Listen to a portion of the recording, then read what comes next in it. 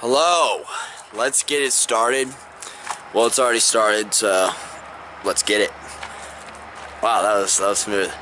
I'm currently working at a fireworks stand, so I decided I'd come out here, make a podcast. You know how it is. So this guy that I am working for, I guess you want to call him my boss. I don't really consider him to have any authority over me, though. I do what the fuck I want. He has worked this exact same fireworks stand for 17 years now. And I am 21 years old in this moment in time, and I am at a point in my life where I'm starting to plan out who I want to be and what I want my life to be like. And all I can think is, I just do not want to be anything like this dude. I think you can learn something from everybody in this world. Maybe not everybody, there's some stupid motherfuckers out there, but I think for the most part, you can learn something from everybody. You can learn who you want to be like and who you don't want to be like. And it's nothing against this guy, he's not really that bright, nothing against that, but he's just, man, this dude he's worked the same fireworks stand for 17 years. Think about that. And it's depressing because he was one of the first fireworks stands out here, and now all these other fireworks stands are starting to pop up all over the place, and the competition is driving his sales down, and he's constantly worried about that. But I was throwing some marketing ideas out to him to get the sales up, you know, go to some local businesses, get some direct marketing, get some, I don't know, some like coupons at the counters of all the local restaurants, make a deal with them. They can put their cards by your register as well. I mean, it's a win-win, you know. But this dude you can just tell he doesn't have the passion for the business. He's been doing this shit for 17 years. He wanted me to do it all. I'm like, fuck no. You know, I just feel for this guy. I really empathize with him because he hates it, and he's not. I mean, he's very vocal about how much he fucking hates working here. But with that being said, I'm at a point in my life where I'm thinking about who I want to be, and I don't want anything to do with that. I want passion. I think passion's a very important life part about being happy. I think there's a very strong correlation between happiness and passion in your life. I've come to find the more passionate I am about things, about people, not necessarily possessions at all, but especially like just activities that I'm doing, the more fulfilled, the more purpose I have, the happier I am. And that's when life is interesting, is when you're doing something you're passionate about. And I don't want to be working some job that I dread showing up to. I mean, this dude's working, I'm just using him as an example because there's so many fucking people in this society that are like this. Any society, really. It's not just the United States, even though I think we're the fucking king of showing up to work you don't want to. I don't know, I'm probably wrong.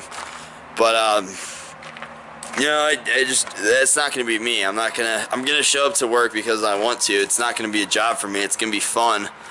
And I'm going to work when the fuck I want to work. I don't like people telling me what to do, and I like to do things when I want to do them. You know, I want to be able to wake up in the morning and plan out my day and do whatever I decide to do. And I'm a hard worker. It's just like, what do I want to put my work rate to? And I think that's going to involve passion. Anyway, that was just a little side note. Let's get into some other topics that I wanted to discuss, that I wanted to go on a little rant binge about, you know, get that rant muscle working. So I'm gonna sit here in this lawn chair in this fireworks stand. I worked this job last year with over the summer with one of my good buddies, Michael O'Shea. Good guy, known him since freshman year of high school. And this dude's over in France right now, having the time of his life. He was just in Amsterdam in the Netherlands and balling out. And I don't really want to discuss what he was doing because it was personal issues, but he was in Amsterdam and he was having a good fucking time.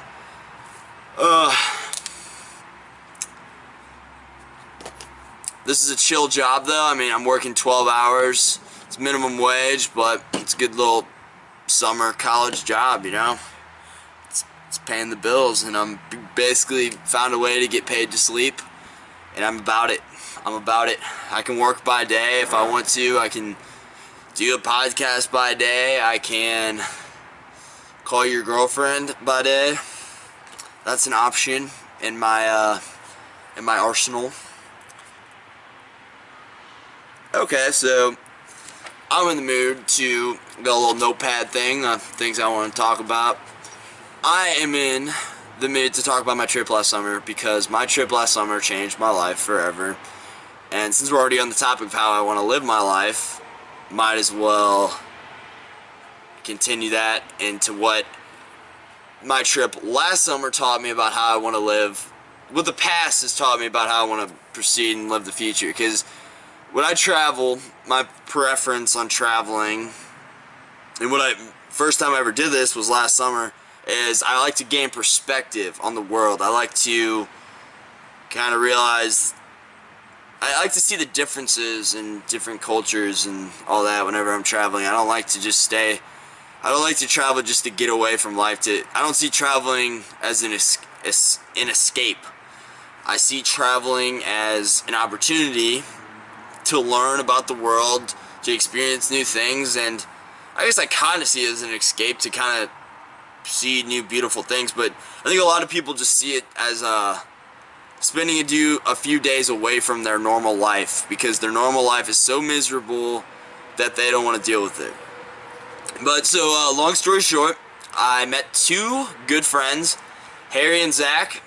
Zach is black, just remember Black Zach. Harry is white. Not that that matters, it's just a good reference point instead of calling them Harry and Zach, because you're going to get them confused. These two dudes don't get along, but they both love me, and I love them.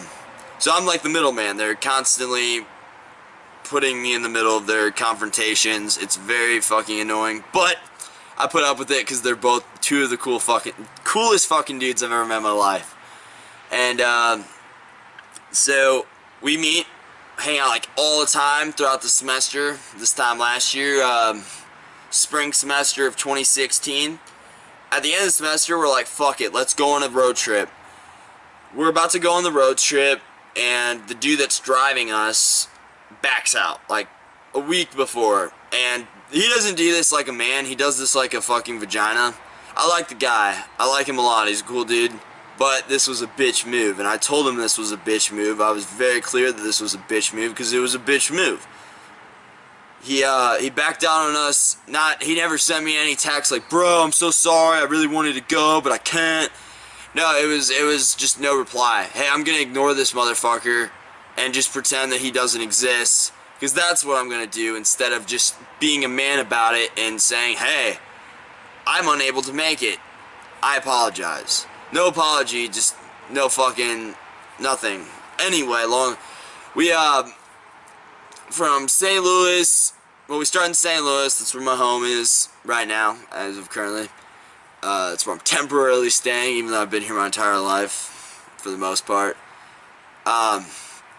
We start in St. Louis, then we go to Kansas City, stay with one of my buddies from school there for from Sunday, May 15th, till Thursday. Just explore KC, enjoy the area there. That wasn't really too much of a getaway. Next day, I stayed in Kansas City with the black one. He gets a flight out Wednesday. Thursday,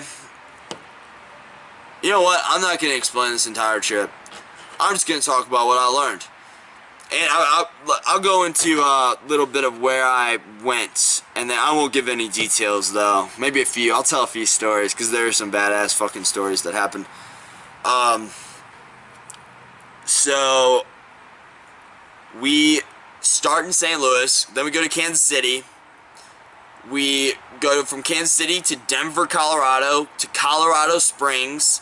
And we're getting all of these places we're getting by like Greyhound buses at this point. I think every trip, except my dad drove us to Kansas City. But once we get to Colorado Springs, me and Harry, the white one, travel. We rent a car, And we were fortunate enough that our Airbnb host actually rented the car in her name because she's that much of a fucking G. She's that fucking cool. She's just gonna rent a car under her name to two strangers just because one's Australian as fuck and the other's a cool motherfucker. That cool motherfucker being me. So we have a car, we take it to like 10 different spots, like national parks and shit. Like, we go to the Breaking Bad house in Albuquerque, we go to the Great Sand Dunes, we go to Zion National Park, beautiful Horseshoe Bend, also very beautiful, the Grand Canyon, very anticipated, but beautiful. It's a big fucking hole in the ground if you're not aware. Yeah, just hit like 10 national parks and like 7 days or something like that. Constantly on the move, constantly driving, constantly smoking pot. Good time. A lot of fun. We actually got in trouble for weed. They found my bowl. Harry took the blame for it. Very cool of him. By a national cop, security guy or whatever in a national park. When we weren't even doing it, we weren't even like being stupid about it. Just left my bowl in a pill bottle in the cup holder. The cop was looking through our car. I did a great job at trying to distract the cop to get to the trunk because I knew no pot was back in the back. Well, I guess I'm just telling the world that I smoke weed because I don't give a shit. I'm not a piece of shit. I'm not. I mean, I don't know if you see it that way, but if you do, fuck you. I mean, it's a very outdated way to think. Anyway, I distract the cop, try to get him in the back of the car.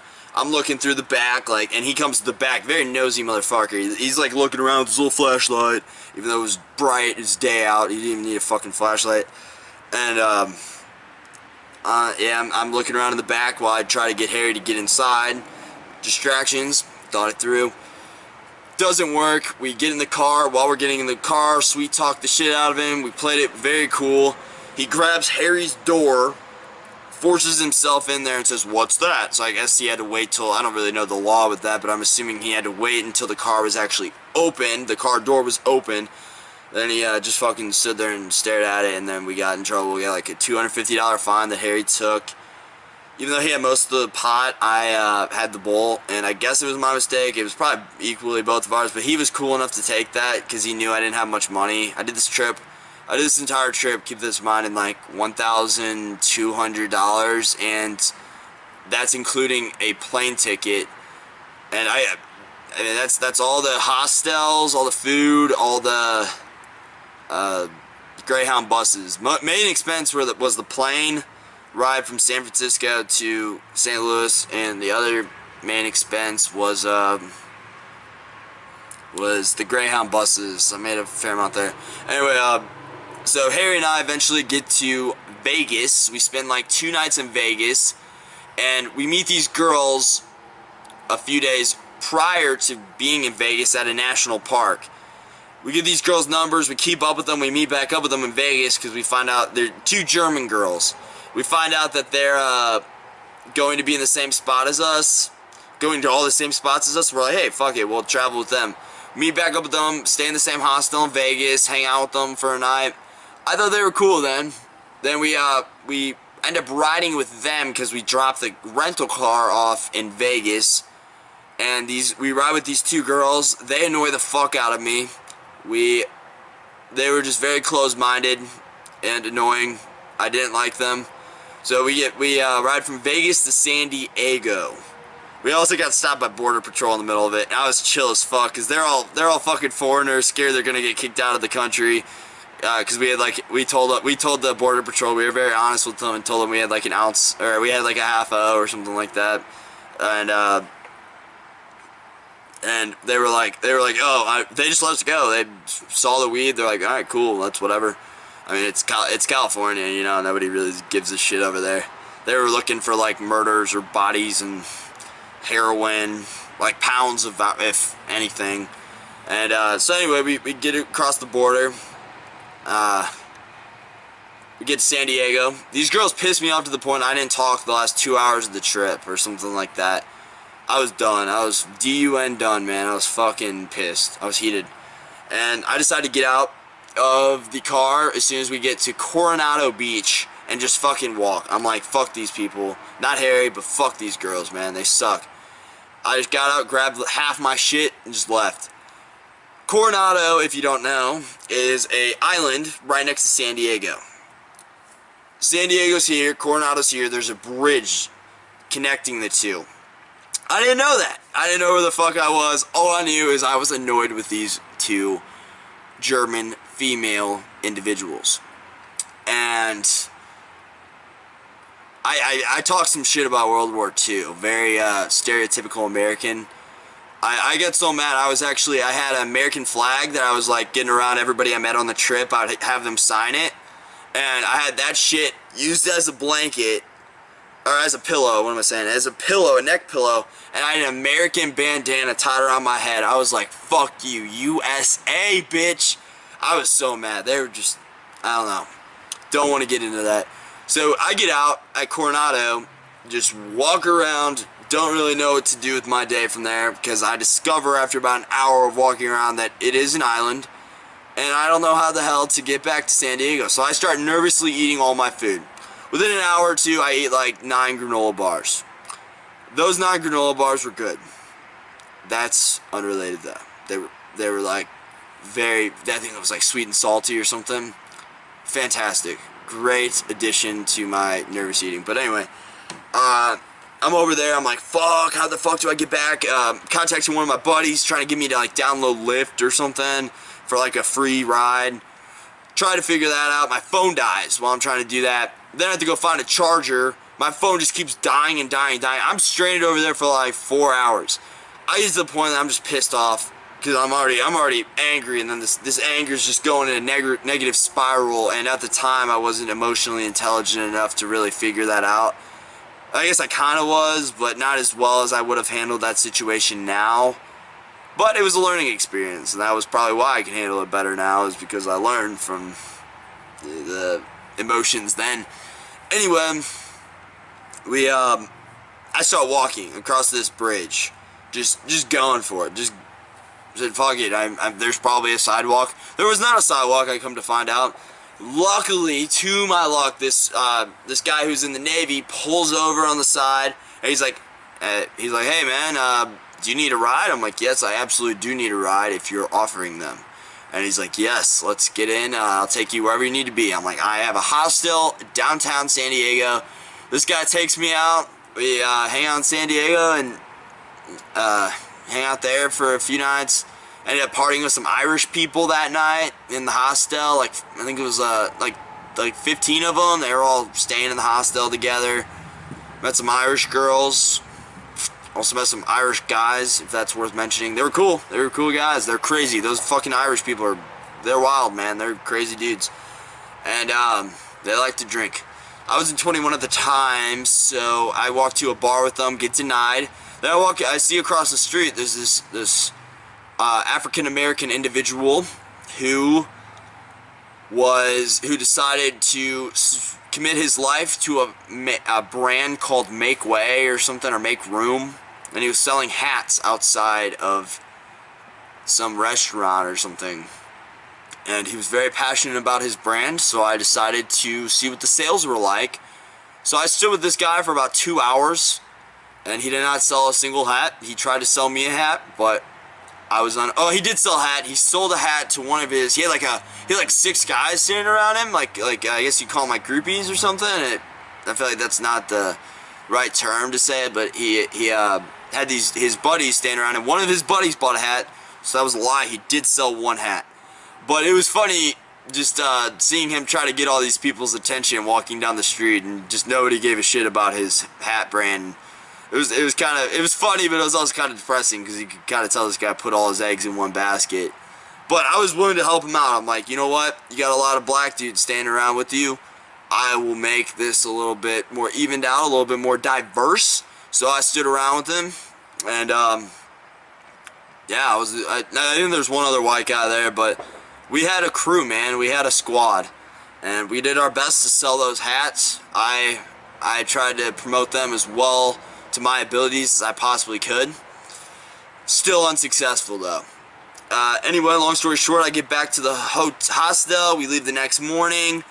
How did we get back? We took a Greyhound up to Los Angeles, and I had a buddy about a year and a half ago that I went to a school with called Maryville University in St. Louis. It's a really shitty school. If you've ever heard of it, I hope you haven't, because it fucking sucks. I stayed with this buddy. So I had two really good friends when I was at Maryville.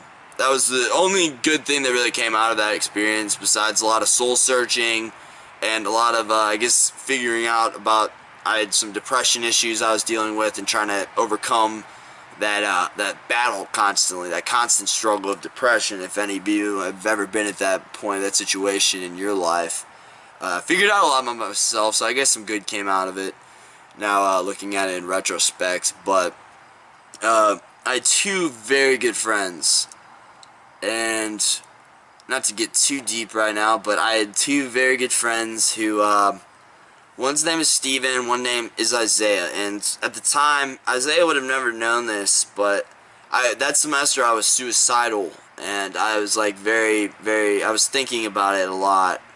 If you've ever been in that deep, dark place, I'm not gonna get into depth, but I mean, I don't know. Anyway, I was suicidal, and the only thing that really got me through that, besides my family, was those two friends. And ironically, about 6 months after those two friends helped me out, Isaiah and Steven, Isaiah ended up killing himself in the woods.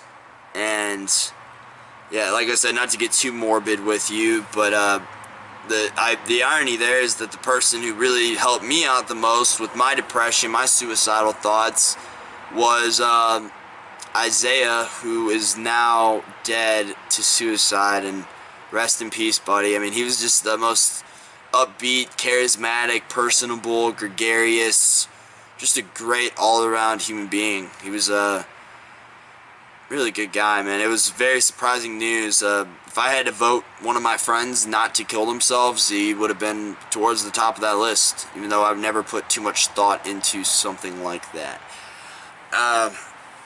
Anyway, when I go up to LA, I got the opportunity to hang out with Steven, but not that this is more important, but more importantly, I got to see Isaiah's mother, who I had met briefly for about 10 minutes before with Isaiah about a year and a half prior.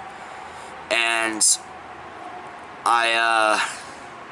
it was a really cool experience for me. I really enjoyed it a lot. Isaiah's mom, super sweet lady, very sweet lady. It was interesting seeing, just, I don't know, she was the way she talked about her son, it was almost as if he was still there, but it was beautiful, because she really created a community.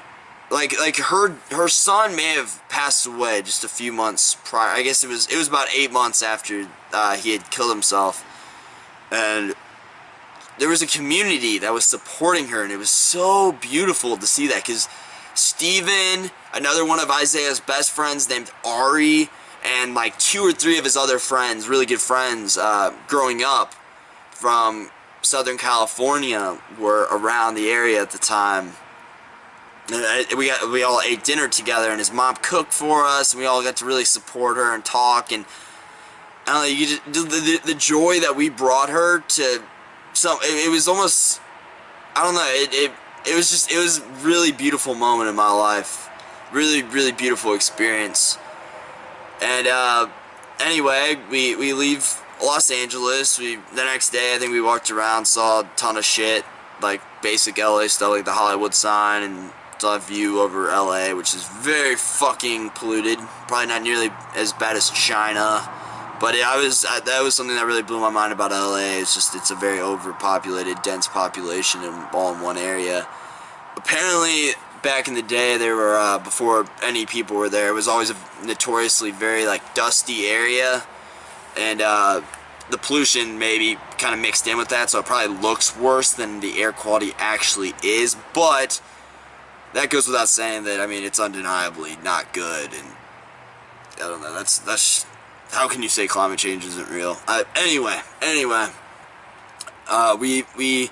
next day, we rode around So we rented some bikes, like I actually got an electronic bike, like a, or I don't know, but we rented bikes for the fucking ride, and we rode them around Venice Beach. Me, Zach, the Black Australian, and Steven, the three of us just rode our bikes on Venice Beach, which was also a beautiful experience. That was an awesome experience. Then Zach found these two girls on what was it, on Craigslist, and these two girls were two of the most unique individuals I had ever met in my life. How would I describe them? They were gypsies.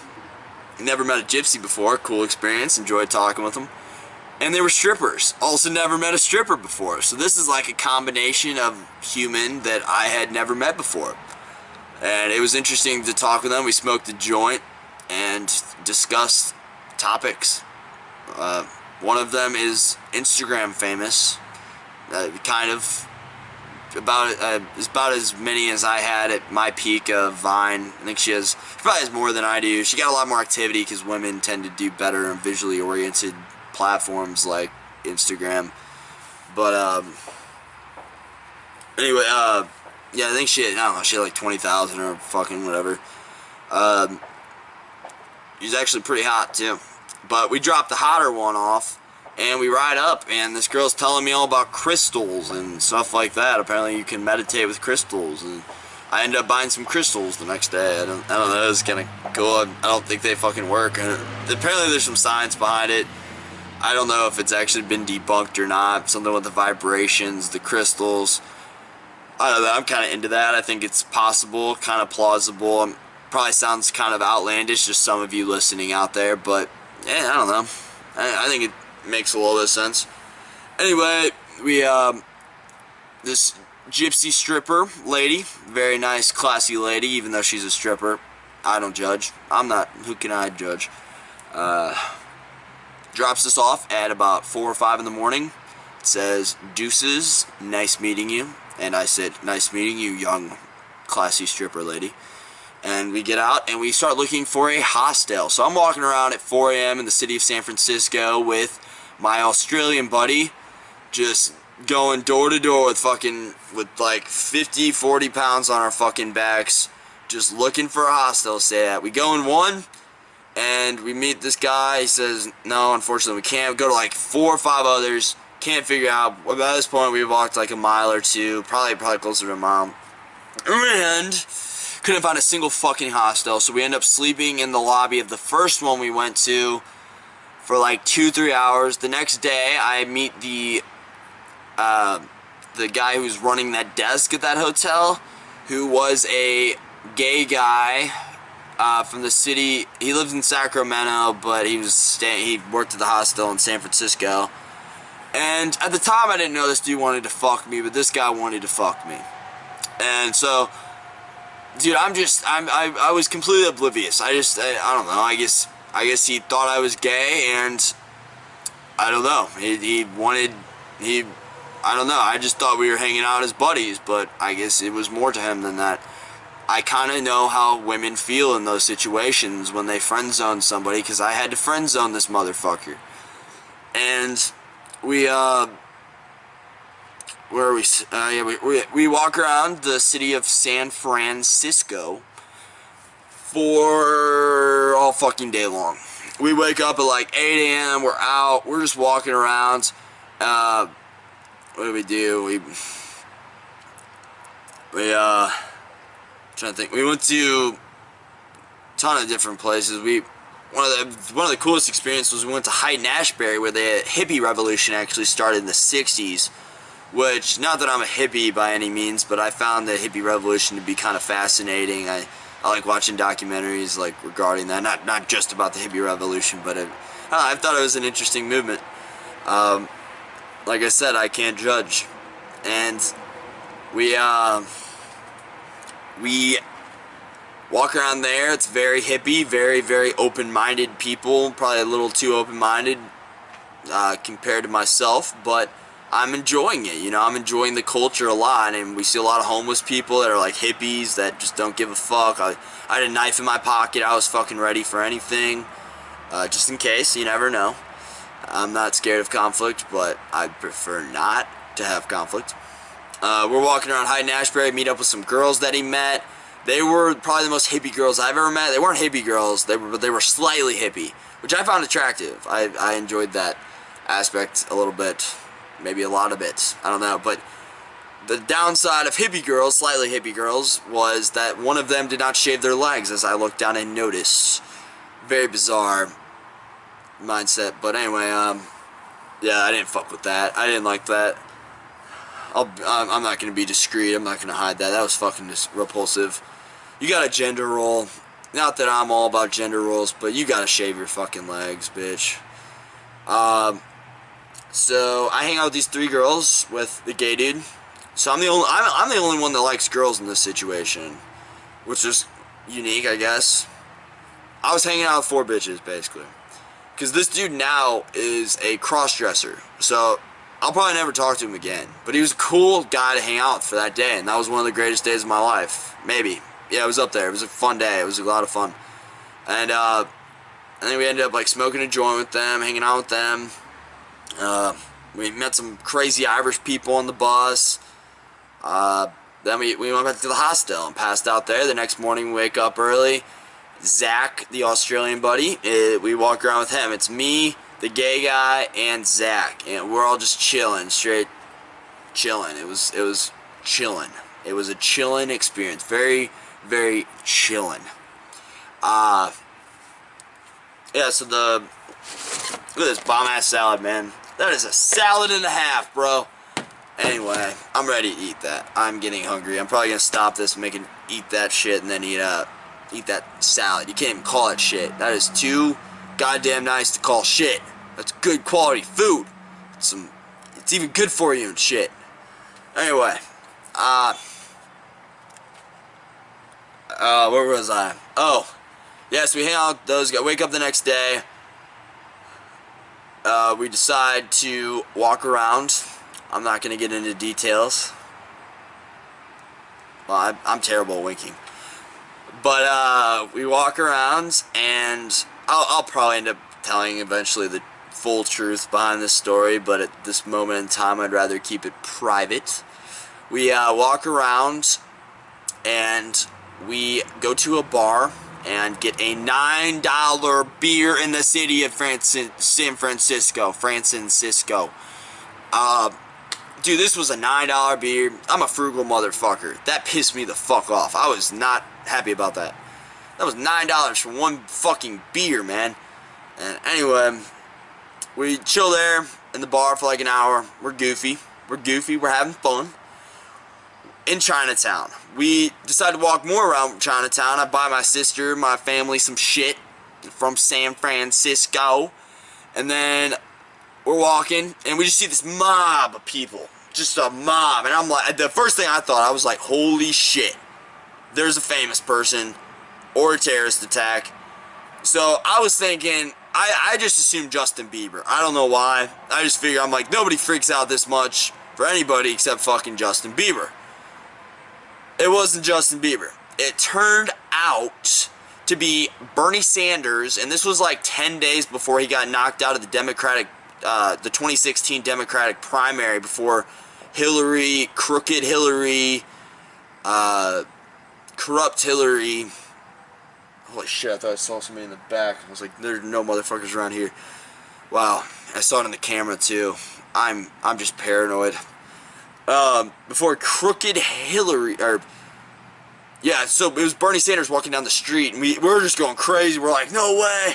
I had this exact camera in my hand that I am recording this video with, and I record it. Zach gets about 5-10 feet from Bernie with a backpack on, no security, said nothing. I guess he's not necessarily big. He's not somebody who's going to start a lot of controversy like Hillary or Trump would at the time. There would have been some fights breaking out of Trump, especially the city of San Francisco, a very liberal area. If Trump was in that area walking down the street, he would have had twice the security. But Bernie he just got all love, and it was really cool to, I mean, I had no opinion on any of the 3 candidates really, but I had opinions, but I didn't like necessarily love any of the three, you know. And I thought it was very infatuating to see so much love for one political candidate, because usually all you see with politics, at least my perspective of it, is too much hate. There's a lot of negative feedback from all the other people, and it was just all love for Bernie. He just had a lot of support. Everybody was going crazy. Everybody was smiling. Nobody was like, fuck you. It was just like, it was just all love, man. It was cool. And so we walked with him for like half a mile. Then this fucking crazy dude follows us and tells us, probably, no exaggeration, probably about 30 times in a row, Bro, I just saw Bernie Sanders. I just saw Bernie Sanders.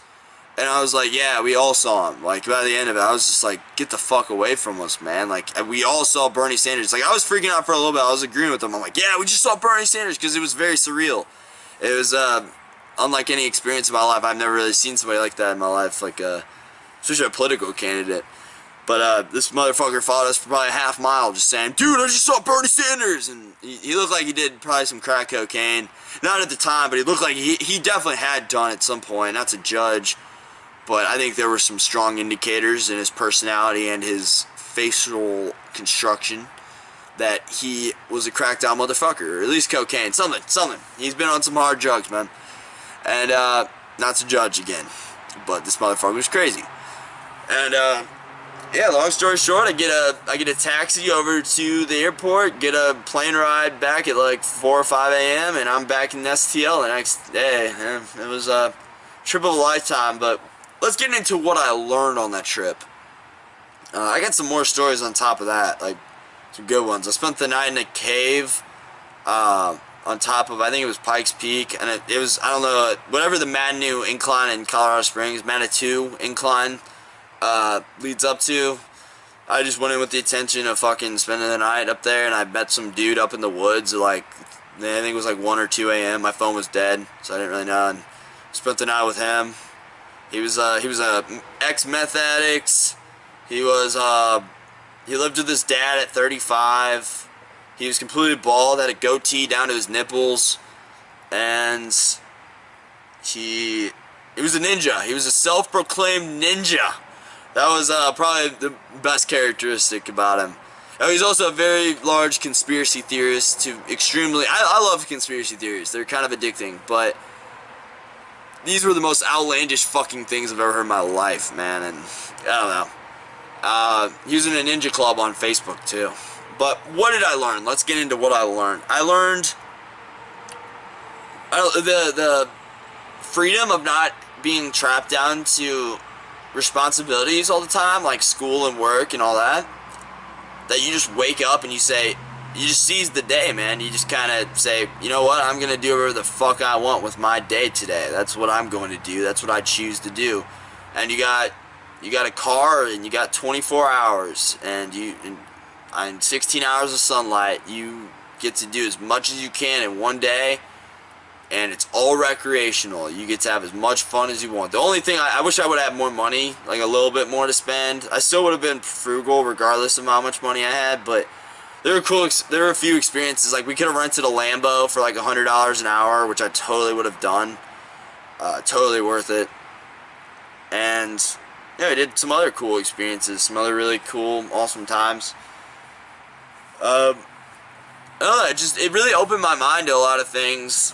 It's kind of hard to talk about it, what exactly I learned now, because like I'm a different person than I was a year ago when I went on this trip. I've definitely evolved in a lot of aspects. I've matured in a lot of aspects, but then it's hard to say exactly what I've changed, because I'm looking at my subjective reality as of now, not as of then. So probably should have made this podcast a little bit earlier, but fuck it.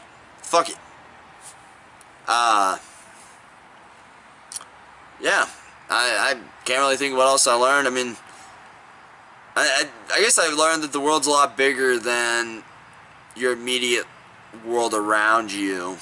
And I wouldn't say I've been sheltered in my lifetime, but I haven't really done as much as I would like to. I've had a lot of life experiences, but I've had them mainly in like one spot. For a 21-year-old, I mean, if you're comparing me to somebody who's 50, I haven't done shit yet. Like a fun, interesting 50-year-old, not the guy who I'm working at this fireworks stand for. I probably have more life experiences than this dude, because he lives for some moments, and I live for a living. Quote a Big Sean Don. I don't know if that was Shakespeare or Big Sean, but I think I'm going to meet in the middle and say it was Jordan Fischer. Yeah, I can't really think what else I learned. I learned a lot, man. Traveling opens your mind, and you get to expand your reality and expand your perception on this world, your perspective on this world. And that was very humbling, because there are a lot of motherfucking people. There are like 6-7 billion people in this world, and really not shit, you know. There's some humility in traveling as well. And yeah, a lot of learning, a lot of perspective. I think I'm going to call this quits on this podcast. I'll probably end up making another one. I got a full battery in this bitch, and a long list of things I can make this podcast about. So, that wraps it up, boys and girls, ladies and gentlemen, grandmas and grandpas. Nice talking to you, camera. I just talked for about 30 minutes straight. No shame. No shame November. I got some stubble right now, actually. Cool. I'm going to say deuces. Goodbye.